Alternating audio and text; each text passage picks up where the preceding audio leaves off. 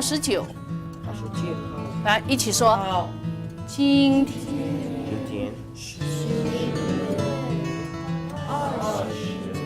When you learn your language, you kind of want to be in control, and learners are really scared of saying anything until they can say it exactly perfect. And they'll shut down and stop saying something if they don't know one word. A lot of my kids are very shy. They tend to want to just, can we not talk to anybody? We can provide students with any kind of tools that allow them to continue talking.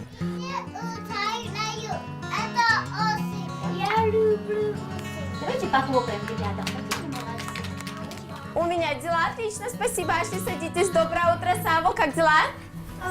У меня отлично, спасибо. А у вас? У меня дела отлично, спасибо. Райли, доброе утро. Сколько тебе лет?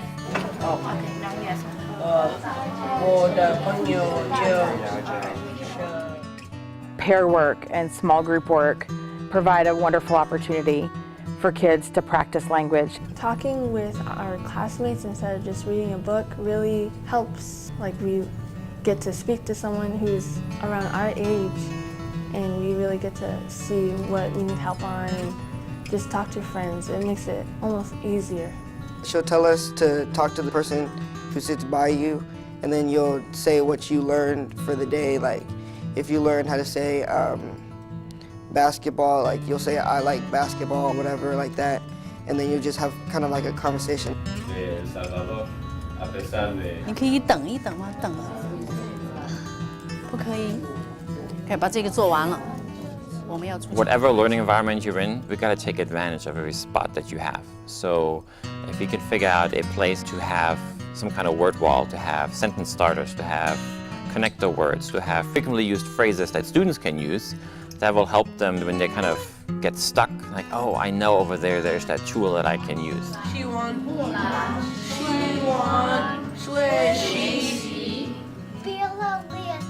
Все пальчики приготовились, сказали доброе утро, Закари. 3-4. Доброе утро, Закари. Рианен, вставайте, пожалуйста, 3-4. Было лето. Было лето. Молодцы. Итак, мы все вместе повторили. 3-4. Сейчас осень, было лето, будет зима. 你喜欢帮他讲？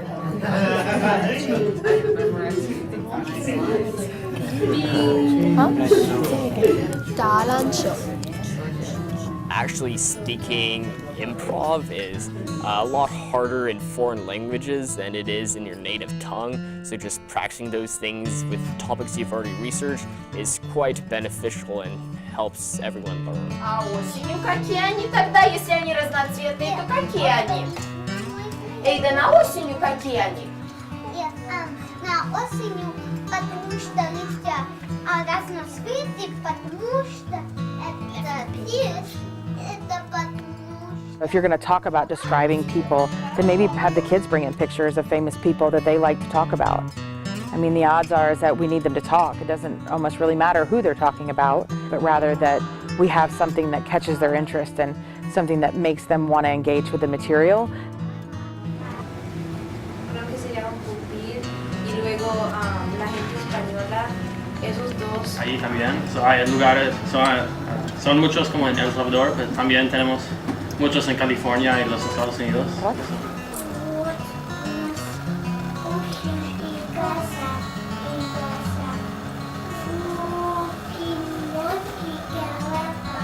I really compare it to the kids coming into my classroom being like 2 or 3 year olds as far as their language, and I think it's okay for them to say something in one word. And actually one of the strategy would be to teach them one of the first questions, what is it in Russian? So they, like the kids, when they were 3 year olds, 2 year olds, they were walking around, they were asking, what's this, what's that? you teach them that question, and they kind of go and learn the language as their interests grow. Солнышко еще не проснулось, ребят. Почему солнышко еще не проснулось, Аврора? Потому что день длинный и День. короче и ночь длиннее. 去哪儿了？来，你去哪儿了？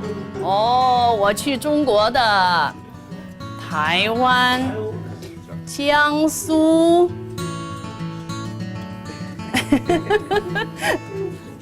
湖北、北京、上海。 The teacher models the behaviors that we want students to model. So if we want students to not be afraid of making mistakes and to fail forward, then the teacher has to be okay with the fact that they might make mistakes in front of the class and own them.